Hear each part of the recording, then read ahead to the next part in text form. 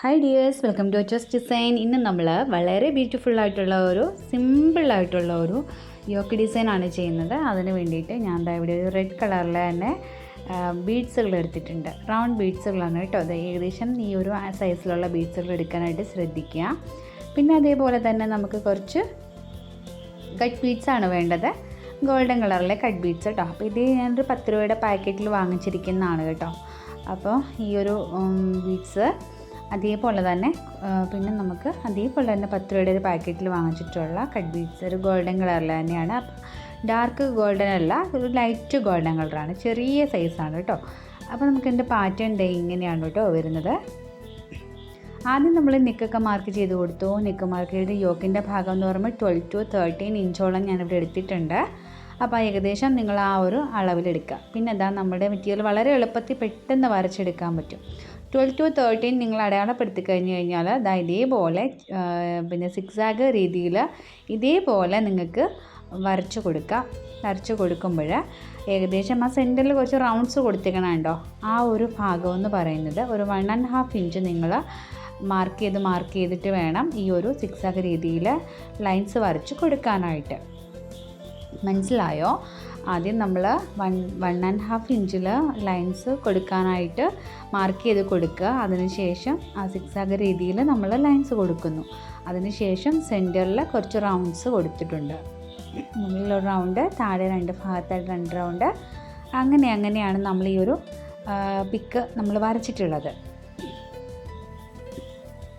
അപ്പോൾ വളരെ പെട്ടെന്ന് നമുക്കിത് ചെയ്തെടുക്കാനായിട്ട് പറ്റും. എങ്ങനെയാണ് ചെയ്യണമെന്ന് നമുക്ക് നോക്കാം. ഞാൻ മെറ്റീരിയലിലേക്ക് ഇതേപോലെ 2 ലൈൻസ് വെച്ചിട്ട് വരച്ച് കൊടുത്തിട്ടുണ്ട് കേട്ടോ.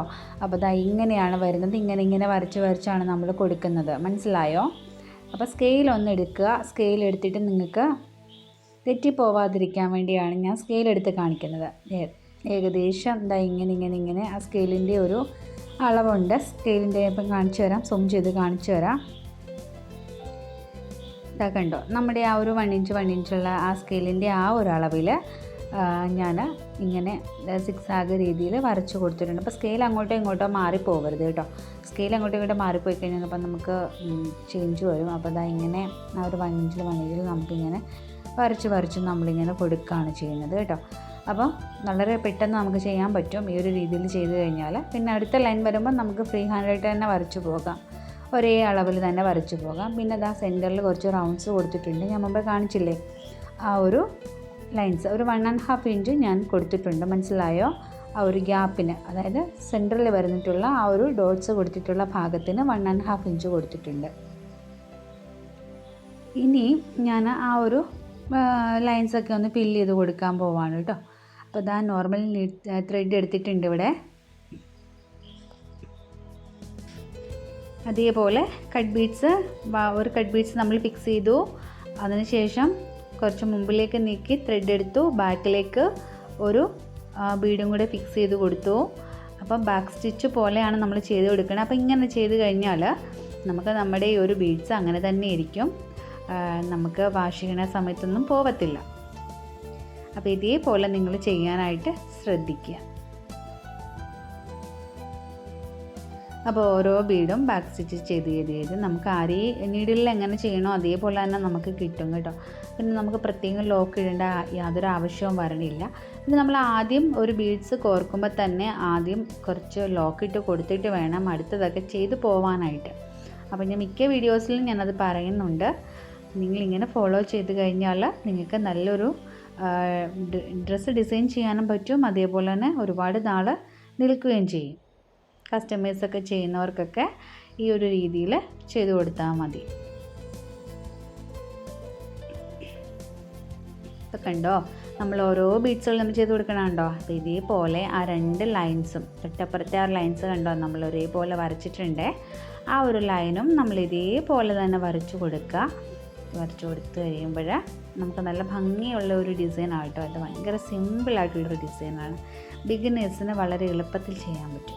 അപ്പോൾ ഇതേപോലെ തന്നെ അടുത്ത ലൈൻസ് ചെയ്ത് കൊടുക്കുക. ഇനി സെൻറ്ററിൽ ഞാനിവിടെ ഒരു റെഡ് കളറിലെ ഒരു ബീഡ്സ് സ്റ്റിച്ച് ചെയ്ത് കൊടുക്കുന്നുണ്ട്. അതിനെ ഒന്നും കൂടെ ഒന്ന് ലോക്ക് ഇട്ട് കൊടുത്തിട്ടുണ്ട്.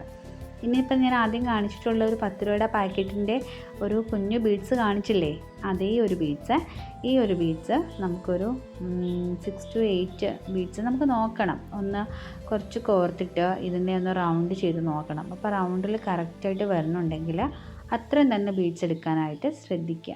ഞാനിപ്പോൾ ഒന്ന് വെച്ച് നോക്കിയപ്പോൾ എനിക്കൊരു ബീഡ്സിൻ്റെ കുറവും കൂടെ ഉണ്ട്. അപ്പോൾ ഞാൻ എന്താ ഒരു ബീഡ്സും കൂടി എടുത്തിട്ടുണ്ട്. എന്നിട്ട് ഞാൻ ഇതേപോലെ ആദ്യം നമ്മൾ കോർത്തിട്ടുള്ള ബീഡ്സിനകത്തുകൂടി ത്രെഡും നീഡിലും കൂടെ കയറ്റി കൊടുക്കും. അപ്പോൾ നമുക്ക് കറക്റ്റ് പെർഫെക്റ്റ് ആയിട്ടുള്ള ആ റൗണ്ട് നമുക്ക് കിട്ടും. എന്നിട്ട് നമുക്കത് 4 സൈഡോ 5 സൈഡോ എത്ര വേണമെങ്കിലും നമുക്കന്ന് ലോക്കിട്ട് എല്ലാ ബീഡ്സിൻ്റെ ഇടയിലും ലോക്കിട്ട് കൊടുത്താലും അങ്ങനെ തന്നെ ഇരിക്കുകയുള്ളൂ. നല്ല ഭംഗിയായിട്ട് തന്നെ ഇരുന്നോളും. കണ്ടോ, ഇതേപോലെ നമ്മൾ അങ്ങ് ചെയ്ത് കൊടുക്കാം. കണ്ടോ, ഇനിയിപ്പോൾ ബാക്കിയുള്ള ഭാഗം കൂടി നമ്മളങ്ങനെ ചെയ്ത് കൊടുത്തിട്ട് ഫൈനൽ എങ്ങനെയാണെന്ന് നോക്കാം. അപ്പോൾ ഇങ്ങനെയാണ് അതിൻ്റെ ഫൈനൽ ഔട്ട്ലുക്ക് വരുന്നത്. ഏത് കളറിൽ വേണമെങ്കിലും നിങ്ങൾക്ക് ഡിസൈൻ ചെയ്യാം കേട്ടോ.